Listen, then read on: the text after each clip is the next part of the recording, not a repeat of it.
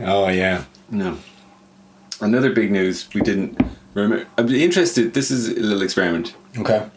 If I told you that the Oscars were on last night. Yeah. Did you see them? Did you? No, I didn't see them. I didn't even know. I didn't know about the BAFTAs either. It's funny, and it was like only when I was coming in listening to it on the radio this morning, they were like, so the Oscars were on last night. I was like, what? Normally, what I like to do is I get all the Best Picture nominees, and I try watch them all before the Oscars. The actual they try put a little bit of a gamble on. Yeah, exactly. Even say what's going to be Best Picture or whatever. Partake. What do you like? What do you not like? I haven't seen Sight Nor Sound. The only thing I watched from it was I Care a Lot. I think it was one of the best pictures. Nominated? I don't even know if that was nominated. Was it not? I don't know. Maybe it was, because they can nominate 10, but they don't always. It's so stupid. Yeah. So maybe it was in the mix there. I don't think it was, though. It should have been. No, it really should have. Although I don't know any of the other movies. But this I heard Anthony Hopkins won best actor, and apparently wasn't even there. Like not when they went. Of them. He's just an empty seat. He's 83 years old. 83.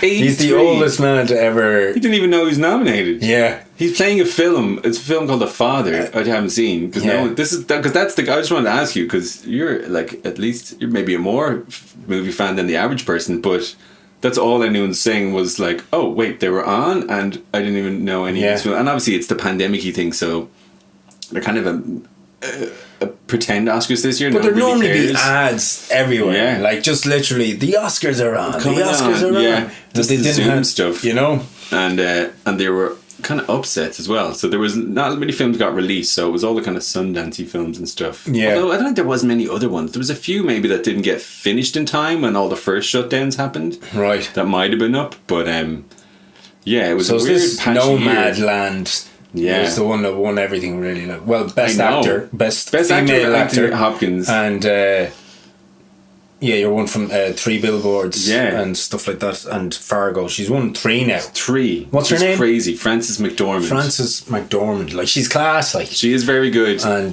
but it seems like a movie that's kind of just. Oh man, it's funny. It's because Joey more and more the Oscars have been like detaching from reality, and it's like they have all these issues now about like. Films that are popular are never nominated and then no one's seeing the films that keep getting nominated and stuff. And this is like the ultimate example of it. It's good film. Could you say it's a good film? You can say it's a good film, but it's a film critics would love and people who work in film. But the fact that now everyone's going to hear that this won Best Picture and then go try and find it and watch it and then sit there and go, this is it. I still haven't seen the other one from last year. The movie that won. What was that? Nobody remembers anymore. Parasite. Oh, that's like very good. I'll have to watch that. That's worth a watch. But that's very entertaining. That's a film you could tell anyone, yeah, that's good. And you could say to your mom, you could say to someone who's into film. You know what I mean? It's a good, actually, what I would call a good film in that sense, that it's actually, you can say to anyone, it should be appealing. Whereas this Nomadland, it's the ultimate in like... Have you seen it? Yeah. Okay. I just watched it yesterday because they were on. I knew they were on. I was like, I'm going to watch it because this is probably going to win. So I want to know what I'm talking about before. And it's good in loads of ways, but it's not really in those other ways as well. Okay. It's one of those ones like she literally like she lives in a van and drives around and like works small jobs. Felt like a Little Miss Sunshine or something. But not even like that. Like that has a bit of a story and a plot. It's really pared down. So it's one of these ones where everyone else in the film is like not an actor. They're all like real people kind of playing themselves. And it's this thing of like, apparently there was some book about on the fringes of society. There's this loads of people in America who are like quite old because America's such a terrible place. They can't really afford to retire. They don't really have any connections or like social security and stuff like that. Okay. So loads of them end up like living in these little vans they kind of kit out, and it's like the big open west, so you can kind of drive around, and loads of them work in like Amazon and stuff and pick up jobs where they can and stuff, but they have this little community and they all want to do it and stuff. Okay. But it's kind of one of those films, so it's interesting, but it would have been a better documentary, I think.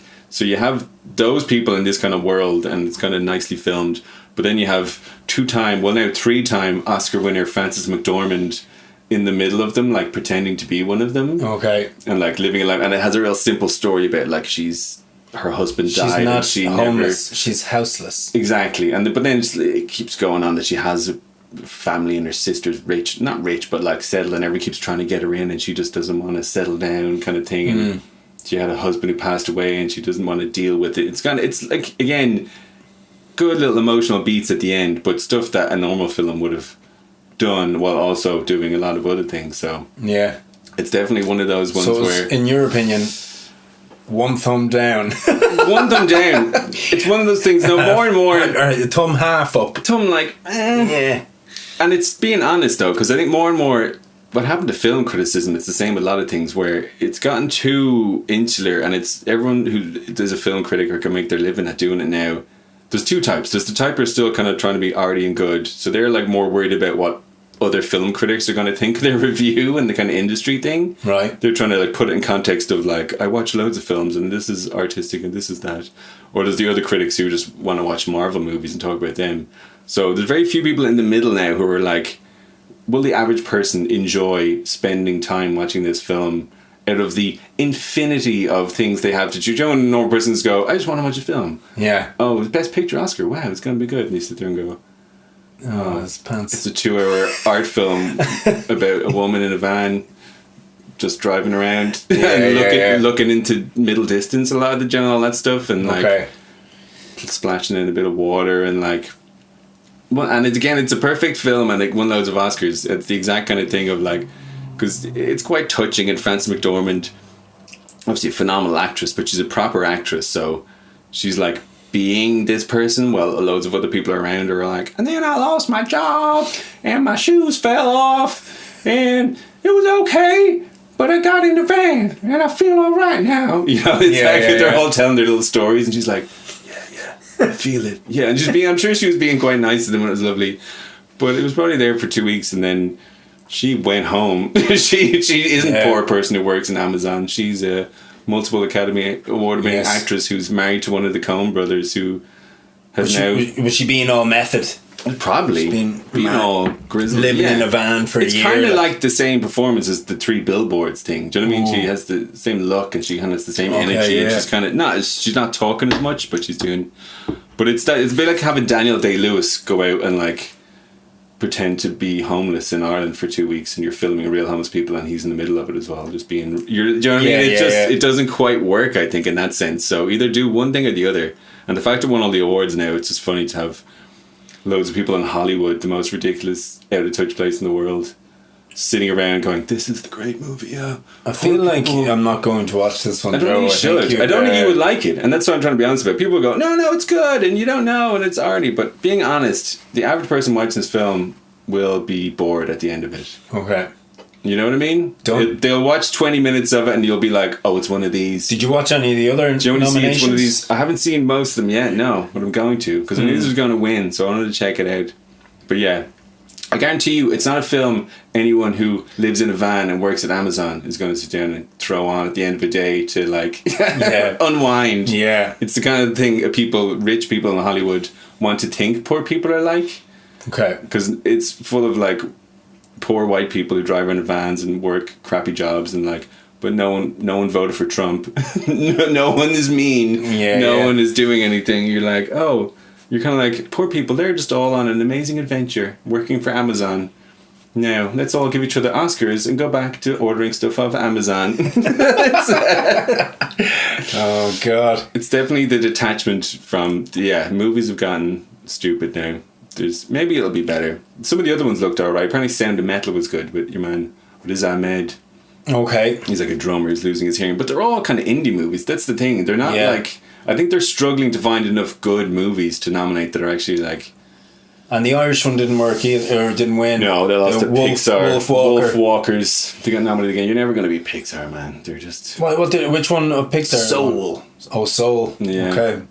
Haven't seen that. I haven't seen it either, and I'm kind of sick of Pixar at this stage. Like, obviously, I'm an adult man, so I probably should be. They're good movies, but they're good. But it's like if you have kids, and you bring them to the cinema to see Pixar, you're going to enjoy it as well yourself. No, I know they have it down to a T. But they're too much. Like this one's about soul. I wish they would just try and entertain you rather than trying to give you like a spiritual message the whole time as well. Now, okay.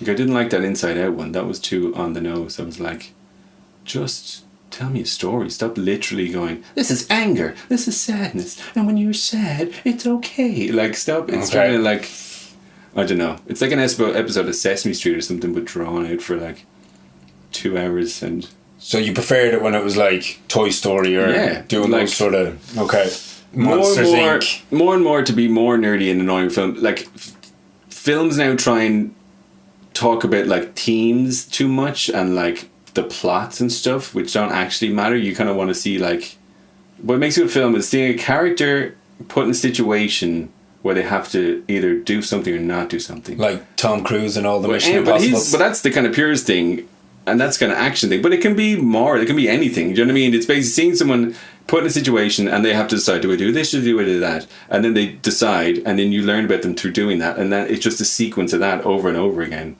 And then at the end it sort of ties up. Whereas more and more, I think it's all the people who've gone to film school too much are now making films. And they all get taught, it's like books as well. The people who've gone to writing courses now write. And they're trying to like write from the top down. So themes should be something that just comes out. Like you make a film and the plot is good and you do it.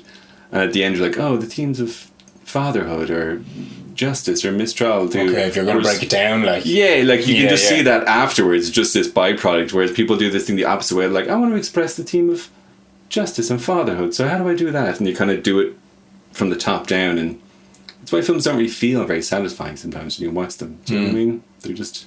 They're too overt. Okay. But I'll stop watching the films in a few minutes. Not at all, man. I was enjoying that. They're, You're passionate about your movies, Joe, and I can feel that. I've seen too many. There's, and there was I watched the one that you recommended there a couple of weeks ago there on Saturday. One? The Barb and Star go to visit. Oh, that's very silly. Oh, I was just like... Oh man, no. You need to be super stoned to watch that movie or something, man. Because it's silly. Yeah, is going on here, man? It was mental. It was very silly. But I said it was like an Anchorman Zoolander thing. It's just nonsense jokes. Yeah, did you enjoy it? I did. I fell asleep, man. I fell asleep. Well, you're an aged father who hasn't stayed up beyond 9 p.m. for 6 years. That's true. That's all right. But I thought it's funny when Anthony Hopkins won again. I thought your man Chadwick Boseman was nominated. Everyone thought he was supposed to just get it. Yeah, but that's what they were saying. They thought it's very sad. Yeah. Why don't you give it to Chadwick? Of all the people who deserves a bleeding posthumous Oscar. What was his for? I didn't see it. Ma Rainey's Black Bottom or something. It's like some Netflix film about a jazz singer who was a real woman, but it's like based on a play. It was his last actual performance. But they were saying that on the radio this morning, saying that they thought everybody presumed Chadwick was going to win it. Yeah. And that's why they had... Because normally the last award that they give on the night is Best Film, Best Picture. As Best Actor? So they left Best Actor to the last one because they thought his wife was going to come in and give a big speech for him. But then they gave it to Anthony Hopkins and he wasn't even there. Look, what the hell? What an anticlimax. That's terrifying. Yeah. That's terrible. That's so funny. So they almost had thought everyone else. That's what they thought was going to happen. Yeah. Did he win the BAFTA or something? Because they said it was kind of. I think Anthony carbon copy. Hopkins, like whoever won the BAFTAs won the Oscars this year. I think Anthony Hopkins won the BAFTA, and but everyone thought, oh well, it's like home field advantage. Of course, they're going to give it to the British guy, but that's crazy. I would have thought because he deserved it, and apparently the film's quite good. And what a man! Like he did. Like it was so sad when he passed. Unbelievable. That he was going through all the chemo and all that sort of stuff while filming all the Avenger movies and Black Panther and all that stuff. And was such like a noble guy and didn't even mention it. You know what I mean? He wasn't even like no one who worked with him, he barely knew about it. And was only just getting really, really good and was so good in most films. So, because they give it to Heath Ledger and stuff like that, and it's kind of a nice thing to do. And there wasn't really any other... I don't think any of the other nominees, even Anthony Hopkins included, had been like spectacular. You know, there's one guy normally who's like, well, he's going to get it. Yeah, he's done some crazy thing. So, because Anthony Hopkins is 83 and he played a film about an old man losing his mind, apparently. So, no one's even sure if he was acting. They were just like, because he just wandered in here and they're just like making a film with him. He's like, what am I doing? So he's like, I do love Anthony Hopkins. Anthony Hopkins is like playing guys. You can't go wrong with Anthony Hopkins. He's been playing guys losing his mind since he's been about 45. So we've had about 45. Legends of the Fall. He loses his mind in that really well. He's good in that. Oh, brilliant. He's shouting. He used to do the shouting well. Someone else saying like the touching the face acting. He's always like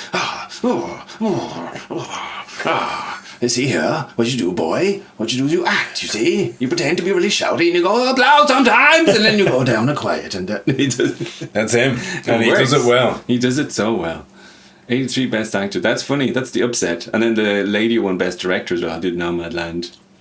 She's, Chloe Zhao. Oh yeah, she's the second female ever. And the first. They had to give it. First, she's Chinese, I think, by birth. So okay. But they would say woman of color. Oh yeah. Because all people who aren't white are in the same, lumped into the same category. It's so stupid. It's like people who think they're being really PC. And you're like, it sounds more racist to call everyone who's not white a person of color. It's like what the hell? So they kind of had to. Well, that's why I thought, because there was so much sort of racial strife, obviously, the past year, that they were just going to. The Oscars does that sometimes, where they're just like, give it away. Here's one for you. They had one before years ago where they got in trouble for being too white again, and then the next year it was like Denzel Washington, Halle Berry, Sidney Poitier. Here's all our black friends. We're totally cool. Here we're having an award. So I thought this was going to be similar. So I expected Chloe Zhao to win. She'd won all the awards, but I didn't think Frances McDormand was going to win because she just won a few. Didn't think Anthony Hopkins was going to win. They threw out some curveballs. Well, apparently they do the voting like our elections because they changed it. So it's a bit shit. Do they feel like they're just ticking boxes, like, you know? Like, I know that probably sounds bad as well saying that, but like, do they feel like they have to give? Like, is it even given to the best person anymore? Is it given to somebody else? It's more like a political campaign. Tick all the boxes. You tick all the boxes, and they've opened up the voting, so they have a lot more people in now, and they brought in younger people and more mixed backgrounds because it was getting too old, and that's why apparently Harvey Weinstein got so good at getting films Oscars that weren't particularly good, because he flipped it and he realized you're running like an election campaign, like politics kind of thing. Okay. And there was loads of people, like old actors and old like set dressers, all these retired people who were living in homes who technically could vote for the Oscars, but they weren't getting out of these homes. So he was like going around to places with like loads of DVDs of Shakespeare in Love and stuff. Oh, really? Getting people to watch the film and then like just vote for us, kind of, you know, the proper old kind of corrupt politician stuff. So he was like the expert at doing that, and that's why he was such a big deal for so long. And that, Shakespeare in Love, Chicago, that was a real era of like all these like actresses getting Oscars who were like, you were like a terrible actress 2 weeks ago and now you have an Oscar, and all these kind of middling films. So they kind of opened it out a bit more where people vote. And I don't know if it's just for Best Picture, but it's definitely for that, but the rest, they do the ranked voting. Okay. So you vote, number one, I want this, and if that doesn't win, number two, I'd like this, and that. So that throws up some surprises apparently still. Okay. Because it goes kind of preferentially. But now it's always been kind of silly, the Oscars, but it's as someone said, it's how the film industry wants to see itself, its idea of itself, rather than what is actually good or popular. So yeah, we'll see. But they have to do it. Like, apparently it's a horrible thing to go to. Like, you're just sitting around for hours. Yeah, so boring. No drink, like no nothing. You're just sitting down locked in a theater, and you're not allowed to even leave for toilet breaks because they want to keep the gaps in the seats because it's crazy, isn't it? You'd expect, I'm going to the Oscars. This is going to be great. It's a horrible day. It just gets really flat instantly. Who was it? The two guys who did. Then you sit around just to see somebody else win as well. I know. Like, you're there going, here. And that's the thing, when they do that camera on the loser thing, it's such a hilarious, torturous thing, because it's like just at the moment where you lose, because you should be able to be like disappointed, at least for yourself. You're not even being resentful, just to be like, heck. I wish somebody would just get up one year and just go, come on! You cannot be serious, man. It's a fix. Or just even let yourself face sink and not be I've seen that movie, and it was rubbish. She slept with everybody in here. I know. You whore! Yeah, you're just a dirty whore. Get her out of here. Cut.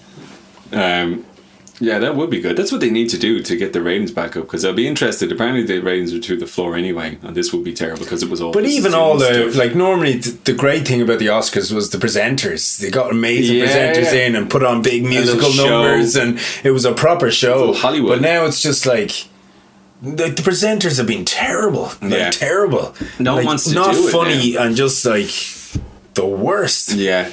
I thought Kevin Hart would have been great, but then obviously he got He got cancelled.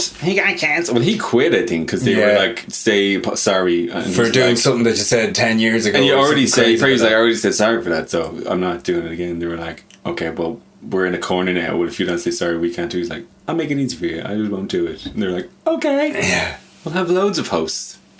No, they're getting hoisted by their own petard, Hollywood, unfortunately, because they're in a spot now where they're trying to be the most progressive and most sensitive and most aware, but it's obviously a crazy place that cares about money and everyone's competitive, and for years they're the ones who've driven this kind of weird thing where they let the marketing men take over and go, black people don't watch movies with Chinese people in it, and white people don't want to see a black guy kissing a white girl. You're like, no, none of that's true. People want to see a good film. Like, no, not a good film. You just put XYZ, like the football clubs. It's maximize what makes money and do away with everything else and kind of profit drive it. So we need to make an indie low budget movie and get it into the Oscars, and it might just win. It has a chance now. It has a chance because that's what wins. We got to find the angle though. You got to hit your hot topic. So you got to see what you can maximize. So we'd have to go say we're immigrants.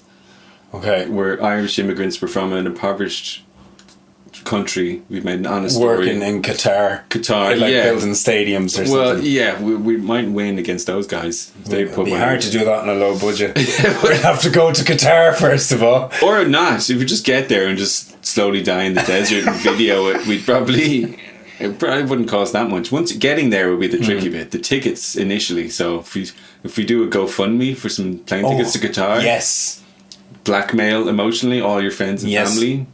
But just bring your camera, so you can shoot everything on your phones now. These days, sure. That's what they're waiting for. Just bring them with you and a tripod. 2 phones, a charger, maybe, because we might need some microphones. Yeah. And that's it. We'll do our own hair and makeup. Just let it go. Go natural. Yeah. Get a little hard hat, a little high vis. But should we have a movie coming out soon as well? Don't we? Movie very soon, Graeme. Yes.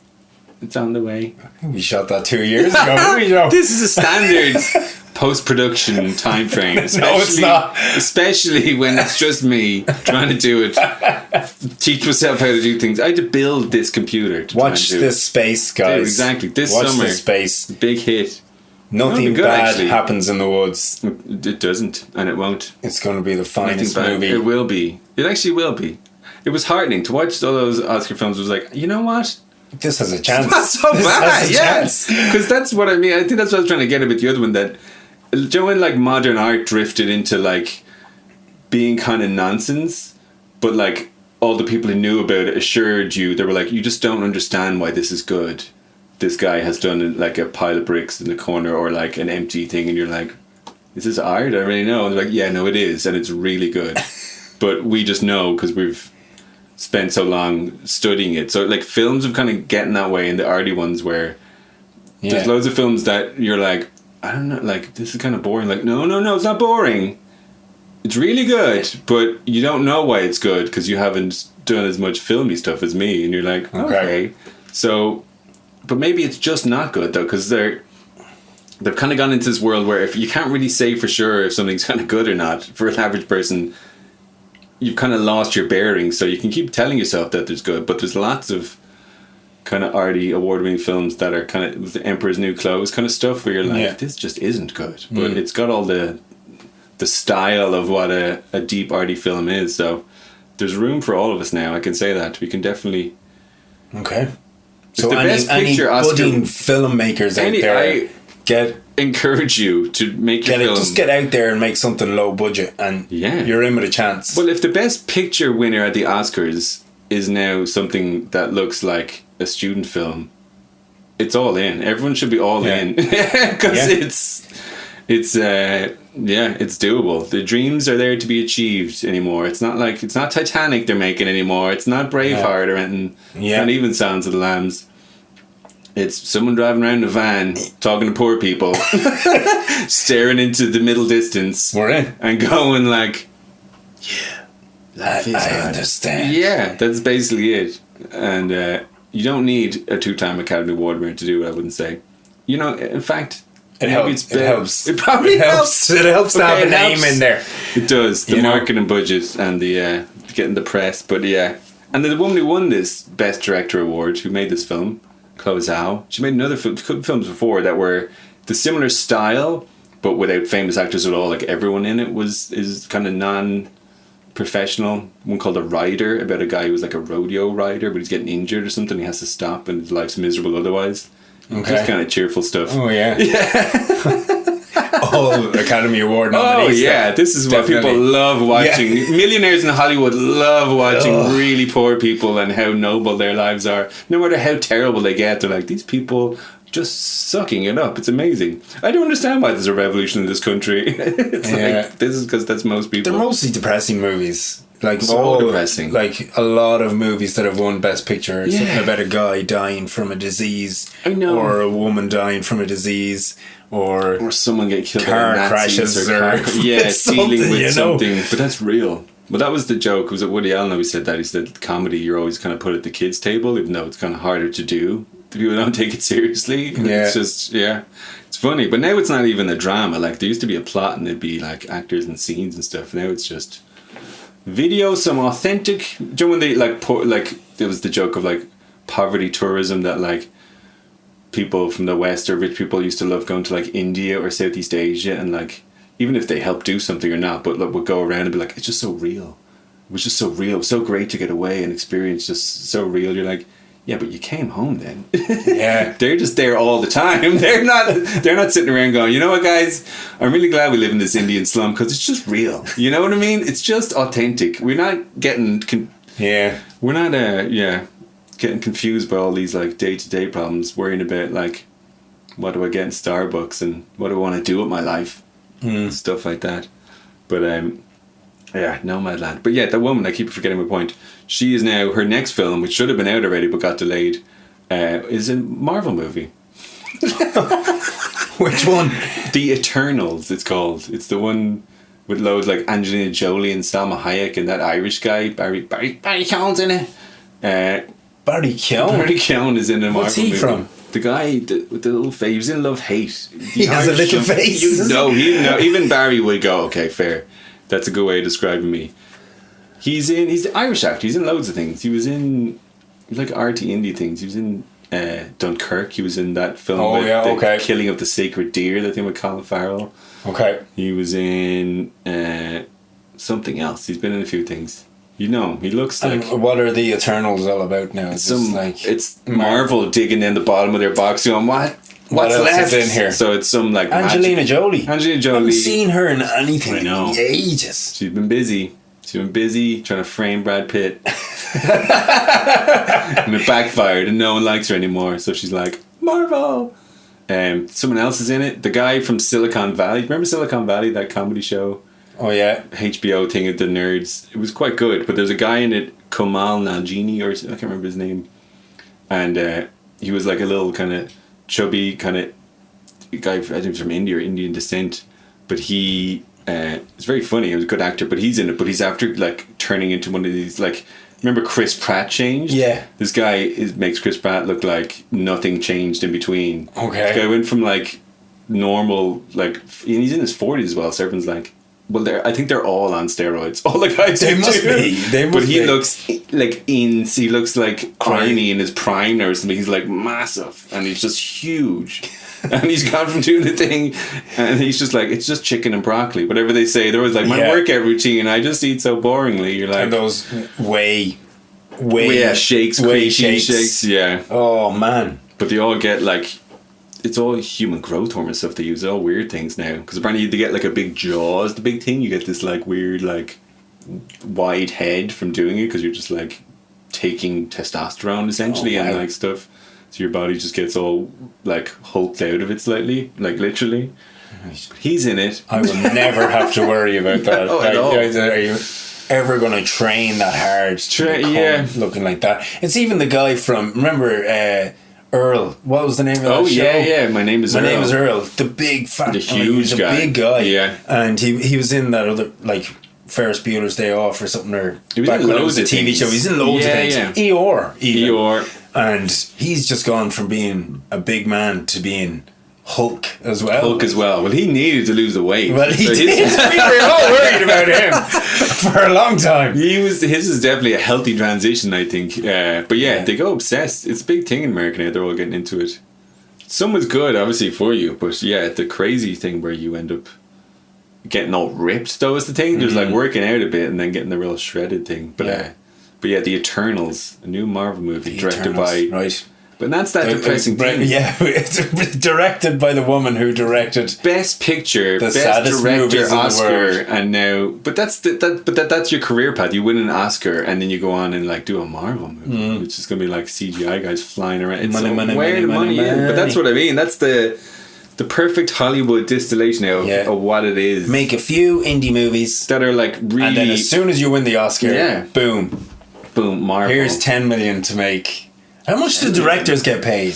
They get paid a bit, but that's why Marvel likes using all these like indie directors, because they don't pay them as much. Okay, so they'll get one good movie out of them, or a few if they do sequels and stuff, and it's like a mutual beneficial agreement. Do you know what I mean? That like basically Marvel gets a director to kind of make it all credible, and it seems like, hey, we're filmmakers, and they had your man Taika Waititi and loads of people and stuff. Brilliant, though. He is very good. Class. But they get them just to like do the talking bits basically, and then all the other stuff is like already been filmed in the computer 2 years ago. Yeah, and they just tell you this is, and we have to change that bit now as well because Spider-Man's actually going to be in this film. And like, what?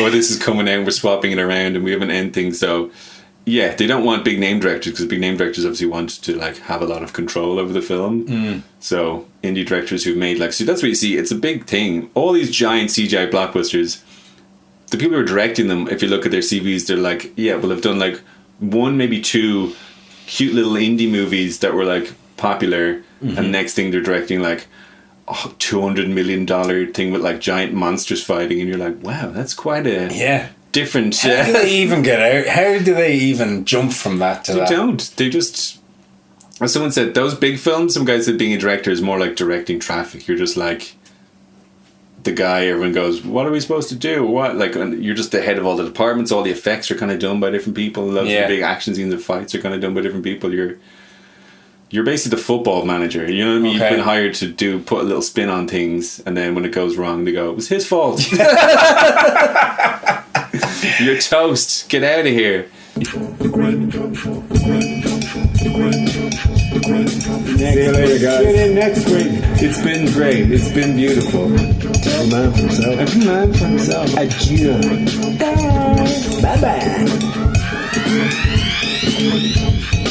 The Graeme and Joe Show. That's good. That's probably a good